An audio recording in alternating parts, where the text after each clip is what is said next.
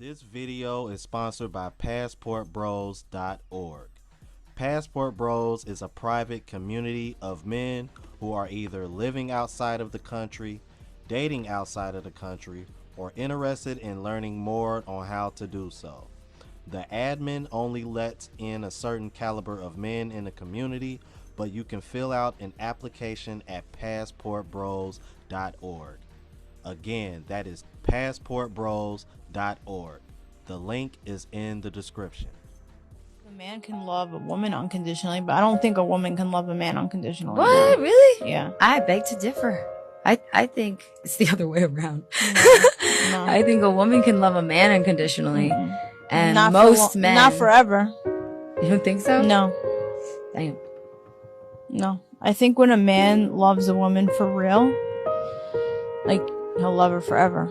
Only women, children, and dogs are loved unconditionally. A man is only loved under the condition that he provides something. Yo, Don. What's up? If a man's not financially stable, does that make him weak? Absolutely not, because a man's strength is not just based on finances alone.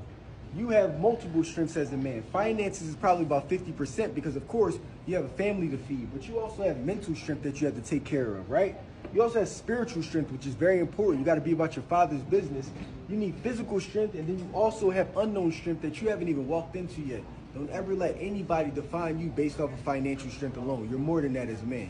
You'll never be a happy woman dogging your man out. He's not a man yet, but he will be. But if you keep on dogging him, you won't have nothing, and you'll end up being a lesbian at home with yourself, with no man by your side, because your damn mouth is what it is. It's a snake pit. And a man can't live under that because he got enough hell on his head as it is trying to function in a white man's world. And he needs a wife that has compassion and understanding, and that's the value of the MGT. The MGT is supposed to make you a woman to help you make a man for God. I had a moment last night with my husband when he got home from work, and it was important. My husband is a ranch manager, which for all intents and purposes, that's blue collar. He's a blue collar man. He works blue collar industry in agriculture. And I am very thankful and grateful and blessed that I am able to be a stay-at-home mom to our 3 children. I earn an income from home as well, but he is the primary provider for our family. Yesterday, it was 107 degrees, and that man was out in it all day. So he got home last night, and I was cooking dinner, and we were talking about, you know, it's the end of the month, so this bill got paid, or this bill came in, whatever, and everything's good, everything's taken care of. And I stopped, and I thought to myself, he needs to hear the good stuff too. My husband's a very involved parent, but at the same time, I needed him to understand what he had provided. So I stopped what I was doing and I said, Kenneth, because of how hard you worked, me and your kids had a great month. Thank you. And I thank my husband often for how hard he works in providing for our family. And so he said, you're welcome. And I said, no, thank you for how hard you work so that your children are having awesome experiences because of it.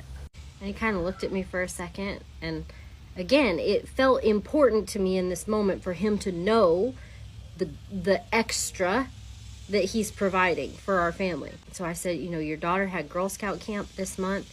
Your kids started swimming lessons this month with 3 kids in swimming lessons. That is not cheap. The kids and I went and got ice cream today. It was awesome. You know, we had our friends over twice for 2 different barbecues. We had an awesome Father's Day meal with my parents. And I said, thank you.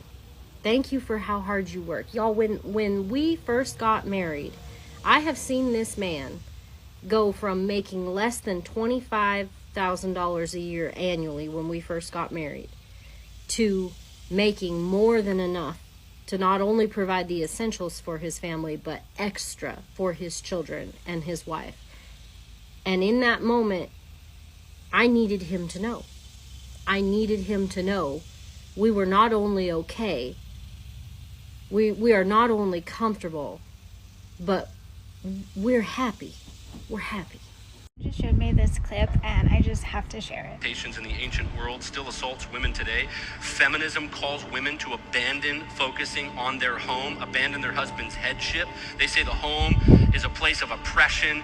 You're so much more than just a cook and a cleaner and some live-in maid and slave, baby maker. What a false dichotomy feminism creates. The beauty of God's design, the glory of being a mother and being a godly wife is called oppression. What other place can that come from but the father of lies himself as he seeks to assault God's beautiful design? God's design from his word glories in the woman who prioritizes husband, home, and children. She is called the crown jewel. She is the blessing of all blessings. She is the queen of the castle. She is the bow that fires the next generation into the world to change the world. Don't sleep on the Christian mother homemaking. She is the real world changer, not the woman climbing the corporate ladder saying, look at me, I make my own. Ain't no man gonna hold me down. No, sisters, God's design is that you are the one changing the world under your husband's headship with your children, raising them up with great control and influence. The godly mother, the godly wife is immensely influential. Most men will only experience unconditional love from their mothers, and some of us don't even get that. Most of us have never even felt appreciation or respect without conditions or hidden intentions. We don't know what it sounds like to hear, I see you, and I'm proud of you, I'm glad you're here. You really make a difference, yet the expectation is to constantly be displaying the strength and love that the world is hesitant in conveying. We're expected to have a thick skin but get judged if it turns to a hard shell. The first step in being a man is ignoring the hunger, cause yes boy, you're gonna be starving. Starved of attention, starved of affirmation, starved of love, starved of being told that you are enough. Step 2 in being a man is comfortability with replaceability. You are only as good as you are useful. You are only as valuable as you are needed by others. Should there ever come a day, boy, where you fail to provide everybody with a smiling face, then do not be surprised when they say all men do is take up space, and you are swiftly replaced. Step 3 in being a man is overcoming your fear of the fire, because almost everything you will ever try to build will go up in flames. Relationships, careers, hobbies, and yes, you are always to blame. Step 4 in being a man is understanding that by the time you finally get all the right answers, these questions will have already changed. You might achieve the strength of Herculean fiction, trying to balance the weight of all these contradictions. Be a man, they say, definition unknown, description keep changing. We men, so empty. We're giving men their flowers today to let you know that you're valued and appreciated. So yours has an affirmation on it.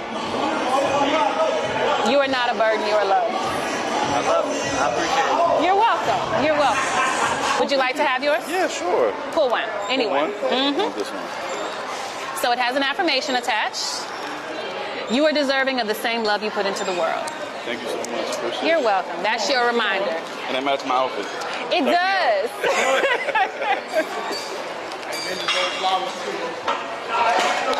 Thank you for having the courage to love and be loved. That means you have a big heart. I do. Did you pull your flower? Thank you, thank you. You have to read the affirmation. Your ambition and drive are inspiring. Thank you. That means stay at it. I got to. You own it. You just pick any one. I like this one right here. Okay, so let's read your affirmation. There's nothing more transformative than confidence. You got Father's Day coming up. Yes. Thank you. Very good. Very good. He's like, I'm good. I feel good. Look, and that's the desired effect, okay? That's what we want.